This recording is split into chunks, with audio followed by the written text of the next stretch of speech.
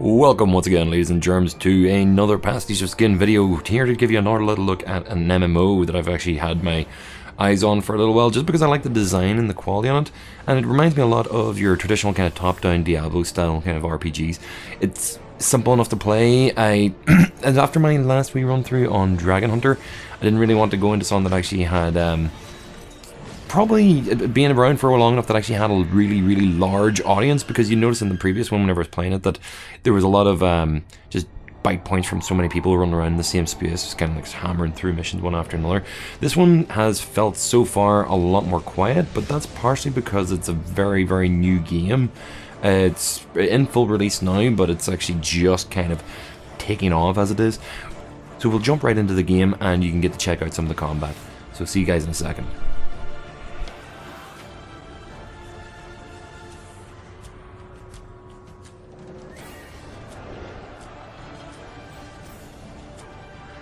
Welcome, ladies and gentlemen, to Elite Lord of Alliance.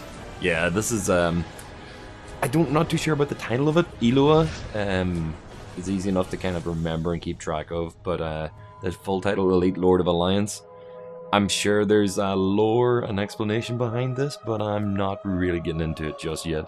So before I actually popped into this video, I wanted to show you the character creation system. I've already created a character and played around for a little bit, pumped myself up to about level 5 or 6 in the game just to see what it was like. So I'm just going to show you who you can play as, and it's really... I've gone with a sniper kind of character class because I prefer fighting with a bit of distance.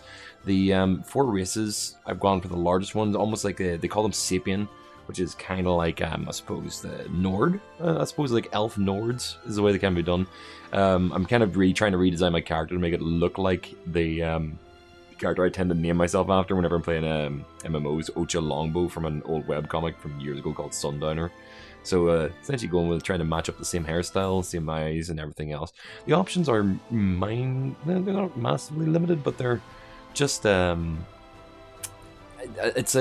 base settings, the base choices that you have there give you enough variety to kind of give you a good start off, and got what I wanted. You know, of course, flick through different costumes as well from the different classes. Well, not different classes, but different stances that you have whenever you're playing in each of the classes. The sniper class, of course, being long range, has cannons, rifles, and bows. So you're pretty much an archer, ranger, kind of mechanist, I suppose, kind of character. It's useful class for essentially tracking away from anybody and actually attacking. It reminds me a lot of the Guild Wars 2 class for engineer, in the way the combat's kind of done so far, especially with the first couple of class skills that you get at the very beginning. But yeah, you just notice, and like that tune just kind of kicks in. I really like the music in this game. It is fantastic. It is really rocking in this opening tutorial. You see massively into the game and start off, and you get to see some of the character not modification, but the variety of characters you can get from those similar faces. The design of the game, the aesthetic, I like the artwork, I like the environments, and I like the character designs. It's fantasy. It's just anime fantasy. That's the reason why I enjoy the armor design stuff. It's not high fidelity fantasy that you'd probably get from a Western style RPG because of the costumes. What were you going to expect from that? It's an anime MMO. You're going to be playing it with scantily clad bikini armor at some point in the game, mattering on what your class is, I'm sure. But yeah, this opening kind of start off is just kind of a tutorial area that walks you around and shows you the basic controls of how to navigate. Of course, being done with either the up, down, left, right keys, or using mouse clicks. I actually find it much more comfortable just to mouse click, especially considering the fact that I use a Cintiq to navigate around. I just use the Cintiq pen to actually maneuver myself around most of these missions. If you've got really, if you're into your MMOs and you actually have keyboard and mouse kind of controls down pat and know what you're doing, you're probably going to be working with your keyboard and your macros and your rotations a lot better with that. You know, in my case, I was just kind of clicking around because the lower level stuff's a little bit easier to kind of survive through. So of course you just click to engage in combat. The opening weapon that you get is this cannon, which is pretty high damage for the start off. I mean, starting off with 100 to 200 damage on your first shots is pretty nice, kind of gratifying feeling. Running through these quick tutorial part is, I didn't even really pay attention to what the listing was. I'd already known it from playing through it once. You flare and summon in these characters, which are obviously, just by seeing them, you can see how much more powerful they are than you are. So you kind of get a glimpse of what you're going to be in the future whenever you're just starting off at the beginning of this game. And the commanders, and already my first level up. So whenever you first level up, you get your first couple of class-specific skills, which are essentially a long-range power shot, a short-range kind of like AoE, and a kickback shot that launches you out of danger as well as hitting. And it makes you go through your multiple stances here in this section. You have 3 stances for each of the classes. In this case, it's of course cannon, rifle, and bow. At this point, it's telling me to switch across to my rifle class, so I go down, switch it to the rifle, and give it a try. Rifle, of course, being a good long range, individual damage, and it's got a kind of a shotgun effect for whenever enemies get close to you and got knocked back along with it. That's your first class skill that you get with it. And then the same switched across to the bow. Bow is I think bow's probably got more of a stats effect kind of thing, where it's going to do in later attacks or later skill that you build up, but at the very beginning it is the same. It's very similar to the rifle in the start, but I think the bow is going to have poison, ice, and magic kind of attached to the elements of the weapon, and of course it shows that attack there, which is kind of an AoE kind of like burst one right in front of you. I found whenever I'm playing it that I stuck with a cannon just for the high damage output. It's definitely the DPS of the 3 that you start off with. So since I was soloing here and trying to run through it pretty quickly, I just stuck with the DPS cannon just to do as much as I quickly could. Now, just tracing down through these little missions, it's just running around the map, discovering the main enemies. The enemy sizes are actually kind of like the variety, and the sizes come pretty quick in this section. These big ogre kind of goblin creatures, they the first time I saw them, I was worried that I was going to get really hurt, but no, I just know to move on ahead and just pass on through them. The story content, who really plays through this tutorial story content by paying a lot of attention to it, but there is depth, and there is meaning behind the characters, and these are people that you'll probably run into over and over again as lords and commanders of the units that you work with. This is of course being their first mini boss, and see how quickly take them down. You use a couple of you don't take them down completely, of course. This is him teleporting and escaping away, so I'm going to let you take a wee check out of this cutscene. Many captains of the Alliance insisted that Gantara, fatally wounded, couldn't have run far. So they ordered knights to comb through the Rumen Valley. While searching the shadowy valley alone, I found Gantara bleeding on the ground. The moment I saw Gantara lying there, I knew I wouldn't have another chance, and I attempted to deliver a fatal blow. Suddenly, someone attacked me from behind. Unprepared, I fell back onto the ground.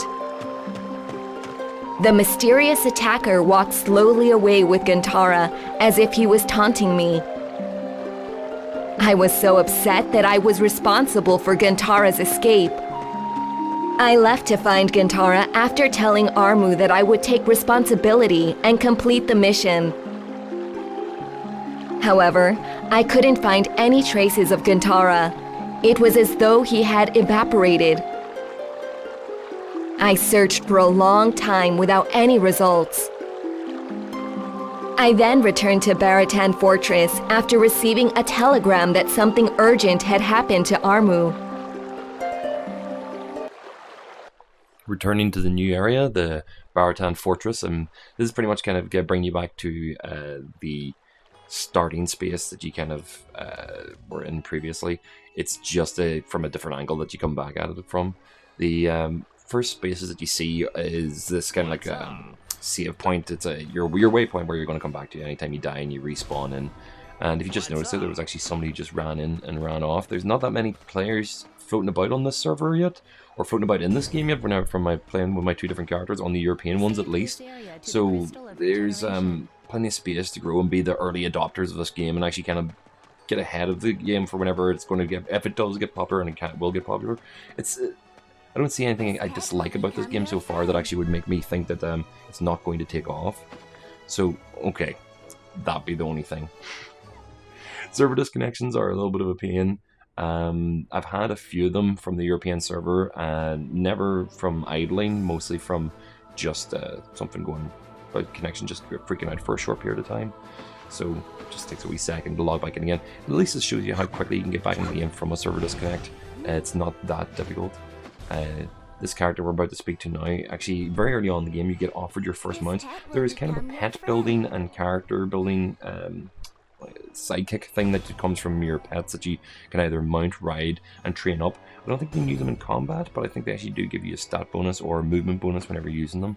So you get told that you're going to get a silver wolf here, but I think that might be a glitch because I didn't get a silver wolf. I got this mushroom instead that I was meant to be able to ride on. So assuming like too many people run around with their wolves from the opening weekend, and they probably have to change or give a different random thing for it instead. I don't know. It's like, whatever.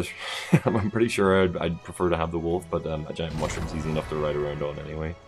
You summon the creature and you can actually feed it materials and food, almost like the mag from Phantasy Star Universe and Phantasy Star Online, which leveled up along with you and then mutated and changed. And this you can actually combine the animals, essentially breeding them, I suppose, in a way.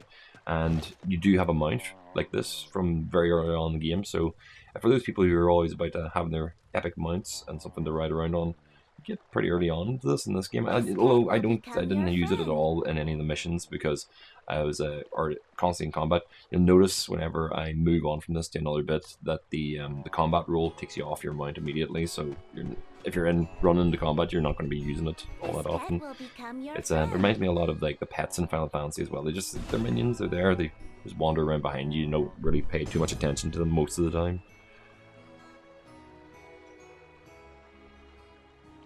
So leading on to this next section with the missions, I just kind of run through this area quickly to get out into the first dungeony space. Of course, you're going to be running around picking up a lot of fetch quests in this very top and tail, still introducing a lot of the mechanics of the game, but mostly showing you things like maps and locations that you can quickly and easily find. I've just found that using the mini-map and actually having a selected quest will give you a waypoint marker not to go to, but that you're always going to be pointing towards using the pointer around the map in the top right corner. I've accidentally turned it off a couple of times and made me a little bit lost, but it's really, you're not going to have a problem navigating any of these locations, even if you don't already know them. You may have a problem running into a mob of enemies, trying to get past them to get to a new place, but you're not going to really find yourself completely lost in the middle of a map without knowing where you need to go. It does seem to actually take you to the nearest waypoint or nearest entrance or exit to the section that you need to get to. The lore parts of this game with the people sitting around, I found it whenever I was chatting to this character that you receive like a report of the daily activities of the commanders and by proxy yourself, because it's actually included, as you can see here. But it's not that much information. I didn't find anything that was actually kind of gripping me story-wise in this so far. One thing I did find slightly annoying is it's modernisms, like the what's up or how you do, and kind of single lines of dialogue that each of the characters give whenever you're introduced to them. Some of them are funny because they're actually the context, like that soldier that we had at the beginning of this area that was hiccuping from being drunk. But yeah, the voice acting in this, I haven't found it particularly obtuse and annoying, but I think it may get to that in a while if I had to keep talking to the same people over and over again with the same opening intro line. So we're on to our first kind of like open space adventuring area, Rumen Valley. You can see it's actually quite large with this nice long pan across shot, but it's a fairly large amount of enemy variety in this space as well. And even then, we don't really leave here except to go to another dungeon for a further part of this beginning of the game. And you can already see that I'm actually up on level 3. I've pretty much sat and played this on my other character, the first character I created, for about an hour. And I was kind of still getting grips with controls and knowing what I was doing. I just played through level 6 in my first hour of gameplay. So I don't find the game's intentionally slow, but I think it is going to be in the crafting and high item level characters that are like your item level is going to be much higher than your actual character level, which obviously is getting clipped at a certain point. But from what I could see in the patch notes for the game over the next month or so, is getting a level cap upgrade from, I think it's 1520 to 35, which is a pretty early time to be level capping, but I think that's just to kind of keep people not bursting through all the content and bursting through the levels so quickly, so that they have areas that you can't really go to because you're not going to be powerful enough to really kind of combat it without being smart. Which people will kind of break the mechanics of some of the dungeons and spaces over their knee if they can find ways around it, just so that their lower level character can go more exploring. But yeah, I'm sure there's already details of that in all the forums related to the game. So if you wanted to check that out, but first you have to get into the game and start playing it first. So you won't be too concerned about it. Hunting down these this kind of creature hunting, where it marks them over the top of the head, reminds me of the hunting log from Final Fantasy 14, and I'm sure it's been done in many other MMOs as well. I like that. I like whenever I go through an area that it encourages me to make sure to attack at least 4 or 5 of every enemy. I wish I had done it more whenever I was playing the beginning of Final Fantasy 14, because now I've got a whole big massive gap in my hunting log where I have to go back to low level areas and hunt down these creatures to punch them out in one, like walk over and punch them out in one hit and move on to the next ones. I do like these tree ants, are kind of cool. I wish I actually had more of a fire attack or something, because I'm sure it would do more damage. But big lumbering beasts, pretty cool. These kind of kill 2 of this, kill 4 of that missions. The game so far in these early levels has a fair amount of those where kill X of Y and return back to base. There's a lot of bounty hunter kind of feel to these cleared out areas. And of course you can see, whenever I was saying before, you're going to go one direction, you're going to pull aggro from enemies, but they seem to have a fairly small follow space. They'll stop following you if you keep moving, and your movement speed's fast enough to stay away from them, as long as they don't have anything that slows you down or traps you. Even then, I haven't found like little mobs of like 5 or 6 to actually be that much of a problem. I've been intentionally kind of attacked things and dragged as many enemies as I could get together, because my AoE is reasonably powerful. Like you can see here, it takes out 4 or 5 creatures with a load of like single shots from me pretty quickly. These combos of like 21, 30, 40, it reminds me a lot of that Onigiri game, where it encourages like chain hitting and chain attacking as much as possible. So you do, it's not that you feel a need, but you feel an implication that you should probably clear this area by just taking a mob and another mob and another mob, and just chaining them one after another. And you get drops, you do get item drops, which you'll have to praise and check to see what the quality is. Most of the stuff here is actually all definitely upgrades for what I got, because I'm still wearing my base meaningless noob gear, the level 1 stuff that you get at the very beginning. You do find out free missions like this as well, where you have to deliver things to the location to infect things or disinfect things with potions. I had to do them a couple of times, one with infected zombies, and of course these these the Ono melons, or whatever they want to call them. I don't know if you guys remember Ono melons, they were in .hack. That's a game series I would like to talk about at length at some point, but we'll not do it now. I really probably should have switched across from using my cannon for these this demonstration, but it's so effective. It's got a nice AoE kind of attacks. It's got plenty of blast. It's a lot of damage. The other ones don't seem to actually do as much damage from their because I think I'm still using the base weapon, the base cannon. It's just my own level. It's actually pushed up to about 300 damage on some of these attacks. So again, this is just more of the kill X of Y. The combat's really simple to work through. If you get your rotation down pretty quickly, I mean, I found my rotation was the kickback, AoE, then the concentrated fire, and then switch to the quick fire. And that would take out most of these enemies in seconds. It was the easiest way to work around. I'm sure there's a much more detailed and complicated way of playing later on, but I haven't even used the dodge button at any point in these opening parts of the game. It would be probably smart of me to show off the mechanics a bit better, but it's just a spacebar. It's spacebar and point a direction, and you just roll out of the way. I'm sure you're actually, it's an immunity roll as well, so even if they're attacking you while you're rolling, you're not going to get hit, because there seems to be a cooldown from using the roll as well. So, you know what, it's not really much else I can show you guys in this opening bit of the video, or opening bit of the game. I just wanted to give you like a first 15-minute look of ELOA, was it Elite Legion of Alliance? Is it Legion of Alliance? League of Alliance? Elite League of Alliance. It's I'm not sold on the title, guys. I'm really not sold on the title of this game, but I'm sold on the actual the art design. I'm sold on the character the character looks. I'm sold on the mechanics of the classes. Just the fact that you have 3 baseline to work from, and they're always going to be related to the thing that you're more interested in. Like, if you want to be mobile, you'll be mobile. If you want to be a mage, you're going to be a mage. If you want to be in the middle of it, swinging at enemies, you're going to be that kind of like a maraudery class. The 4 races that are there are all like pretty much Albans. They're anime kids, anime kids in armor, except for the Sapiens, which look like big Nords because they're massive compared to everybody else. Everything has a male-female race. Yeah, there's this feels like any generic RPG.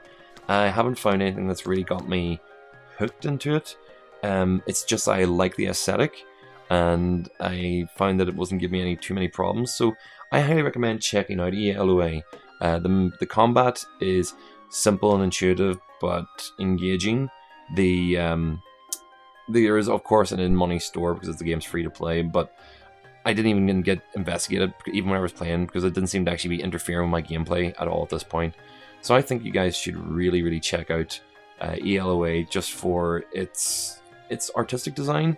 Its story is a bit weak. Its music is pretty rocking. I've enjoyed the soundtrack so far, and it's free. Like, it's one of those things. It's a free game.